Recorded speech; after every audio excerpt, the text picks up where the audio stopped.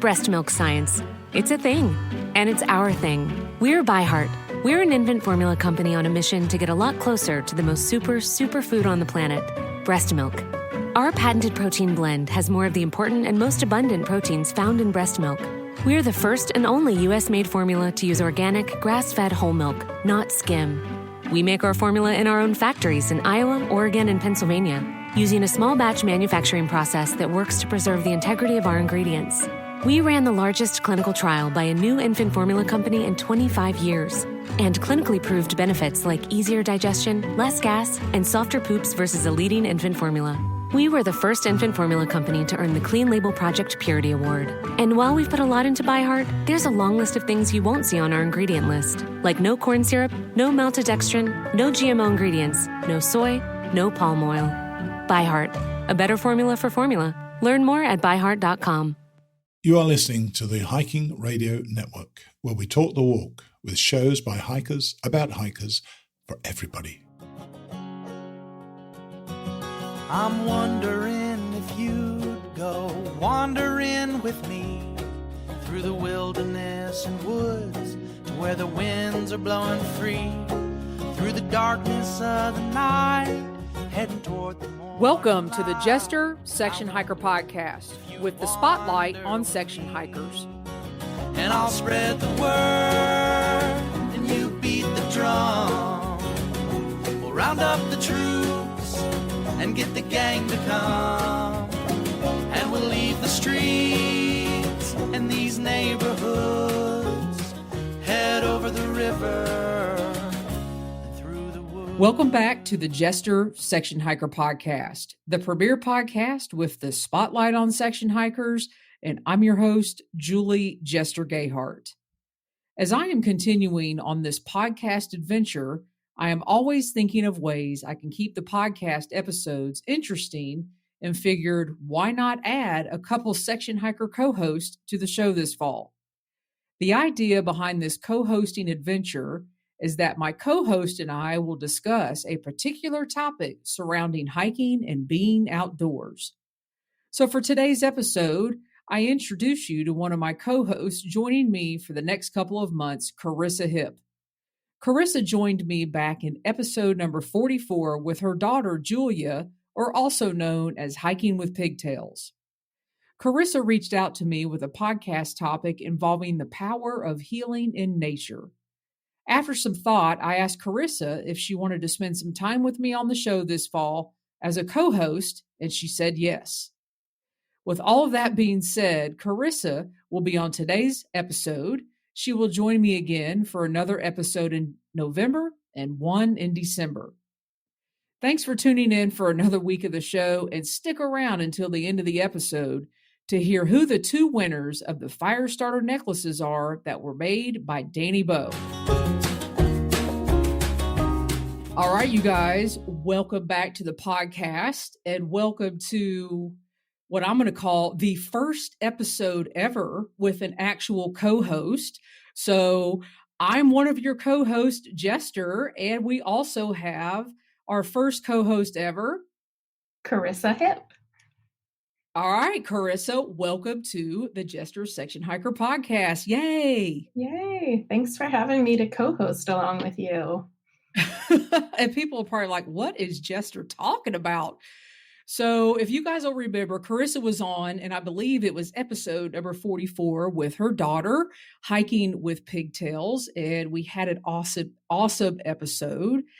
And Charissa reached out to me. I don't know, how long ago was it? 4 or 5 weeks ago, maybe longer than that. Yeah, it may have been about a month or so ago. And she has this podcast idea. And maybe has some aspirations of starting her own podcast. So her idea is talking about healing in nature and everything that goes around that. So I don't know, 3 or 4 weeks after that, I reached out to you and said, hey, you want to be a co-host? And so tell everybody what you thought about that. Oh, I was excited about the opportunity. I've been kind of milling around this idea for the longest time. And I think I was caught up in a lot of the technicalities of creating a podcast and what goes on beyond talking into a microphone and having guests on and doing interviews.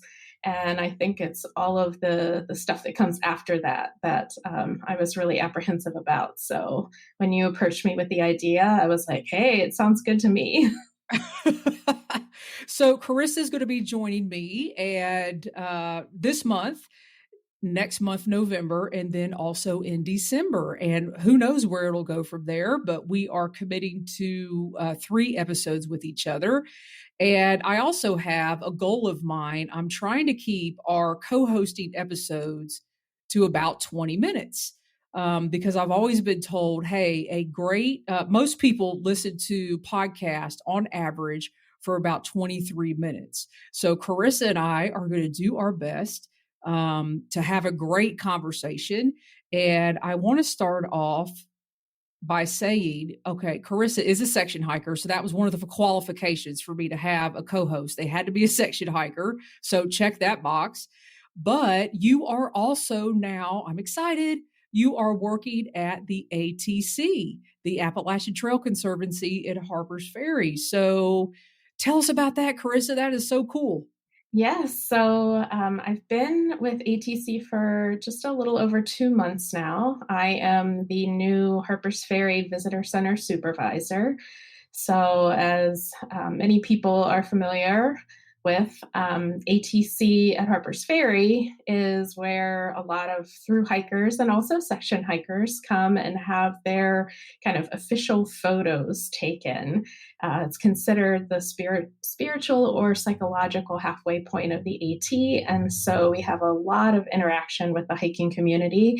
And then we also see a lot of day hikers come through our doors, as well as just visitors to Harpers Ferry. All of our local public lands have just seen such an increase in visitation during the COVID pandemic. And, with parking being a challenging topic in the lower town of Harpers Ferry, people spill out into the upper town of Harpers Ferry and they come through our doors. And sometimes they don't know anything about the Appalachian Trail. So it's our duty to give them a little bit of information about Harpers Ferry and a lot of information about the trail. So we get to Which interact. is so funny to me. Yeah, it's funny that people don't know about the Appalachian Trail, but I've been so engrossed in it myself. So are people excited? Do they walk in and say, what is this? Like, what are you seeing for the most part? Well, I would say there's definitely a mix. A lot of people come in and have a great understanding of the trail, and they've hiked portions of it, maybe closer to wherever they're from, or they're section hikers and they're chipping away at it bit by bit. But it's the magic happens when you have those visitors who know nothing about the trail and can't wrap their heads around someone going out and in a year's time hiking over 2,000 miles. And when you have a through hiker who comes into the building at the same time that those people who know nothing about the trail are there, and you get to say, oh, hey, well, this person is about halfway through a hike of 2,000 miles along the trail. And you just see their mouths kind of, gaping open, and they're like, wow. And they have all these questions. And as someone who, used to be a park ranger and work in interpretation, I always say that those are like the freebie interpretive program moments, because seeing the visitors talk with the through hikers and hear about their latest experiences or their trials and tribulations on the trail, or really beautiful scenic spots that have made an impact on them, those are really truly the magical moments. Instead of us just telling them about the trail, they get to hear someone's firsthand experience. And okay, come on, you got to tell them about yourself out section hiking and your daughter too, right? Come on, like you got to. So we did an awful lot of hiking last year. She was in virtual pre-K, which since we're talking about mental health today, boy, talk about push someone to the limits. Trying to run a copywriting business from home while overseeing virtual pre-K every day from 9 a.m. to 3 p.m. was not easy. And somehow we made it through. I think a lot of it is because we spent every other waking moment out on the trail hiking. And, we did hiking through the winter on Saturday mornings with our friend RVA Hiker Girl. She got us out there, and we would, park a car at each end and do section hikes through the roller coaster in Northern Virginia. And then we made it up through the Susquehanna River in Pennsylvania, just past Duncannon. So we had a great time, and our journey isn't over. It came to a little bit of a halt when I started working with ATC, and my schedule was different than hers. But now I have weekends off again, and so we hope to resume our section hiking on the AT. Awesome. And RVA, I love following her on Instagram and her YouTube. She is another section hiker out there getting it done. So shout out to RVA as well.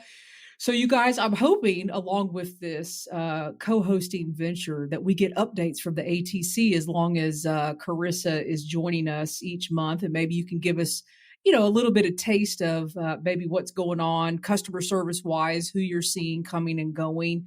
But let's get into this, the heart and soul of this. So you have an idea for a podcast. So tell us about it. So I guess going back for me personally, about 5 years ago, Pigtails, when she was about 6 months old, I decided to leave my full-time job in the tourism industry.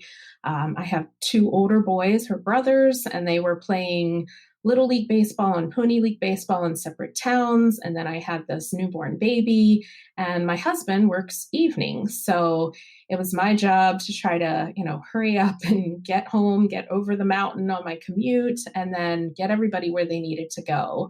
And there were some mornings when, I would load everybody up in the car to go to the bus stop at like 6 o'clock in the morning. And we wouldn't get home until sometimes 11 o'clock at night when my son had late Pony League games. And after a while, my husband was like, you just can't keep continuing, the way you're doing this. You're going to run out of steam. And I was in a really bad place physically. My physical health was suffering because I wasn't getting any sleep. And I felt like it was affecting me personally. And then also at work, I just felt like I wasn't giving anybody the best version of myself. And then, then the mental doubts start to come in, and you're just not the best version of you. And I think that's what everybody really wants to be, is the best version of themselves. And so I ended up ultimately quitting my job, and I was going to stay at home for a while, be a stay-at-home mom. That didn't quite last 24 hours because another local tourism bureau that I had worked for heard that I was available, and they called me up and said, hey, you want to do some contract work? And suddenly I was working a lot again, but I didn't have that commute. I could set my own hours.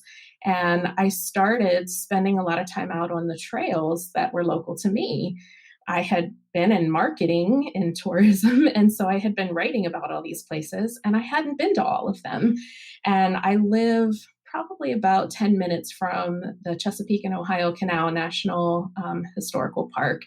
And so, that's a 181-mile footpath right in my backyard practically. So I started there, and I would take Pigtails in the jogging stroller.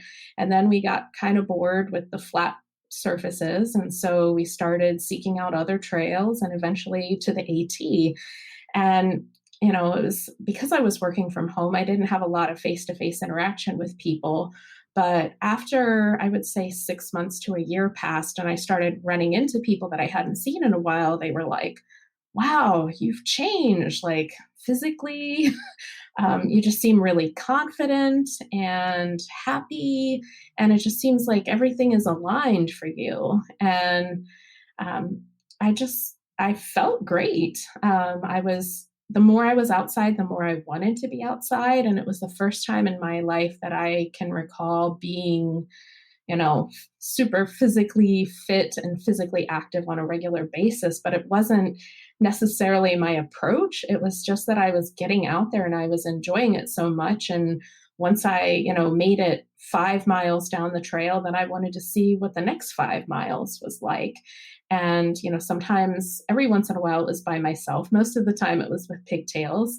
And as she got older, she started kind of helping me to slow down and notice everything in nature around me. And she would point out birds or flowers or butterflies, different insects. And I finally was like, this transformation that I've been through, the bottom line of everything is this nature connection that I've created in my life that was completely missing when I was working 9 to 5 plus raising a family and, sitting at a computer in a cubicle all day. And so I got really interested in the science behind it. And I read a book called The Nature Fix by Florence Williams. And I was like, bingo, this is what I am experiencing in my life. And this is what has changed me for the better in all aspects of my life. And so I got really interested in nature connection. I still read every book I can get my hands on, whether it tells us, what chemicals the trees emit that are good for us, or just, telling us how to help slow down and appreciate all of our surroundings and not just whiz on by and miss all of the little details in nature. And so I went ahead and looked into getting my certification as a nature therapy guide, and I've been leading groups as part of my business that I started called The Nature Prescription. And I just really enjoy helping people connect with nature and quiet the mind and truly be in the moment when they're in the outdoors. And one of the things you reminded me of is that right before we started talking, and I said, I don't want to say anything I don't, I'm not supposed to say about the ATC or anything like that. You reminded me that there are 2 people that went out on the AT to heal. And, the first person you reminded me of was Benton Mackay and his story. So tell everybody about that and remind people, his story and why he had that connection with the Appalachian Trail. Well, 100 years ago, this October was when Benton Mackay's article with his vision for the trail was actually published in the Journal of the American Institute of Architects. And he had come up earlier in the year with this idea, and he was essentially healing from his own personal trauma when he came up with the idea for the trail. His wife was a suffragist, and she had longstanding mental health problems. She had often retreated into nature to get away from, the busyness of cities and just to have that time to heal. And they were actually on their way out of the city when she ran off the Brooklyn Bridge and plunged herself into the water and ended up committing suicide. So he, as he had done when he was a young man and his father had died, he retreated to nature to have some time to heal. And that's when he came up with the idea for the trail. And one of the things in his article that really stood out to me, of course, back in that time, they had a lot of sanitariums. This is 1921. And he says, most sanitariums now established are perfectly useless to those afflicted with mental disease, the most terrible usually of any disease. Many of these sufferers could be cured, but not merely by treatment. They need acres, not medicine. Wow. I mean, that makes you think about a lot. I mean, it really does. And I'm just churning in my mind right now all the things that you could talk about on a podcast and help people, with mental health and guidance and getting them out in nature and getting them out on the trail. And October, you reminded me this as well, is Mental Health Month. So talk a little bit about October as Mental Health Month. So there's an initiative called Hike for Mental Health, and they have a website, hikeformentalhealth.org, and they work to organize hikes to promote the benefits of hiking while also funding mental health research and trail conservation. So they actually work alongside with ATC, that's one of their partners, And I'll be leading a hike for mental health in the month of October with my Girls Who Hike Maryland group that I started back in 2018. Awesome. Can't get you off the trail, can we? No, definitely not. And I want to make sure, say that website again, because I want to make sure people know that, because, you know, there's people listening to this podcast all over the United States, and maybe there is a hike for mental health in October in their area. So share that with us again. Exactly. That website is hikeformentalhealth.org, O-R-G. Perfect. So here we are. I told you time was going to go fast. We are actually 17 minutes into this episode, and I'm already excited about what we're going to talk about next month, because I feel like we've just scratched the surface. I mean, we've kind of introduced this idea on the show. You're going to be joining me. You've reminded us, you know, why in the world Benton MacKaye, what he was doing, and where he was in his mental state when he decided that we needed a trail to go. We needed acres, as you said. And you also have another story of an amazing woman who spent a lot of time on the Appalachian Trail. So let's talk about that. Sure. So whenever I think about healing in nature, I go back to thinking about Grandma Gatewood and her story. She was a victim of domestic violence at the hands of her husband, and he had beat her many, many times, almost to within an inch of her life when she was pregnant with their children. And she would often run off into the woods to get away from him and to, I think, just heal from the trauma of dealing with that all the time. And I think that, you know, also was something that helped lead her to through hike the trail. She was the first solo woman through hiker and went on to become the first person to hike the trail 3 times. And she wrote this wonderful poem that I came across online just recently. I believe it's on a sign in Ohio, which is where she was from, near Hocking Hills State Park. And it's called The Reward of Nature by Emma Gatewood. If you will go with me to the mountains and sleep on the leaf-carpeted floors and enjoy the bigness of nature and the beauty of all out of doors, you'll find your troubles are fading and feel the Creator was not man, that made lovely mountains and forests, which only a supreme power can. When we trust in the power above and with the realm of nature hold fast, we will have a jewel of great price to brighten our lives till the last. For the love of nature is healing if we only give it a try, and the reward will be forthcoming if we go deeper than what meets the eye. I love it. And you have to love Grandma Gatewood.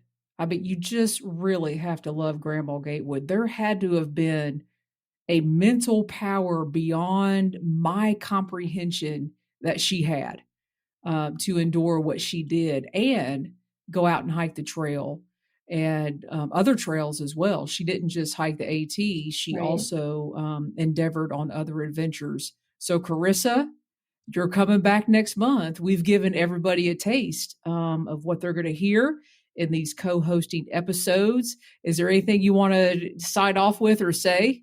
No, just that I hope you'll come and join us on this little adventure, and I'm so excited to be beside you on this journey, Jester. This is great.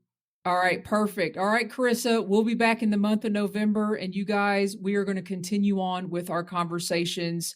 And I've titled this episode "The Healing Power of Nature," and we'll be back for more. Thanks, Charissa. Thanks for joining me this week, Charissa. I am really looking forward to having you on again next month as we continue our chat about the power of healing in nature.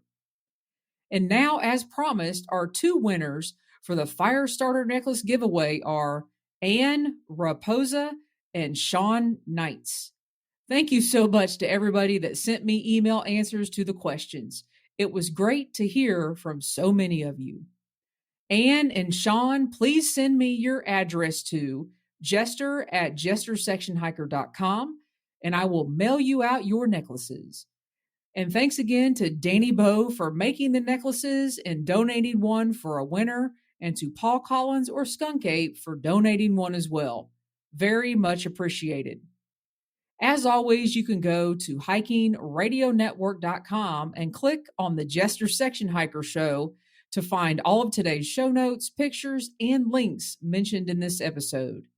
If you find value in what we do here at the network, please consider leaving us a donation by clicking on any one of the donate buttons found on our website. Thanks for listening, everybody. Be safe out there, and happy section hiking. I'm wondering if you'd go wandering with me through the wilderness and woods to where the winds are blowing free, through the darkness of the night, heading toward the morning light. I wonder if you'd wander with me, and I'll spread the word and you beat the drum. We'll round up the troops and get the gang to come, and we'll leave the streets and these neighborhoods, head over the river and through the woods. You're wondering if I go wandering with you, what kind of trouble we'll get ourselves into. Would it be wrong to tag along with a band of vagabonds? You wonder if I'd wander with you. So I'll spread the word and you beat the drum. We'll round up the troops and get the gang to come, and we'll leave the streets and these neighborhoods, head over the river and through the woods.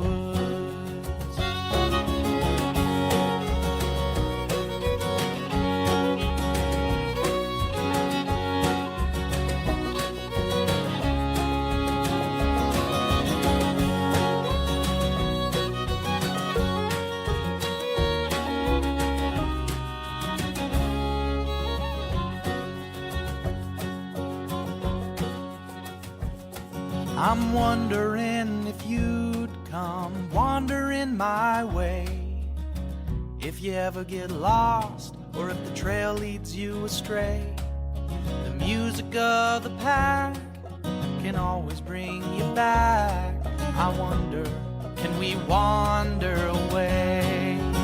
And I'll spread the word and you beat the drum. We'll round up the troops and get the gang to come, and we'll leave the streets and these neighborhoods, head over the river and through the woods.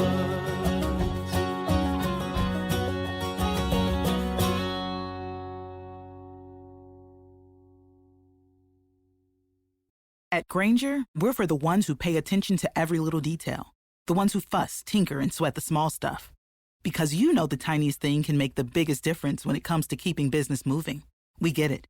We're the same way, offering access to product experts to help you quickly and easily find what you need. So whatever your industry, you know you're always getting professional-grade products. Call, click Grainger.com, or just stop by.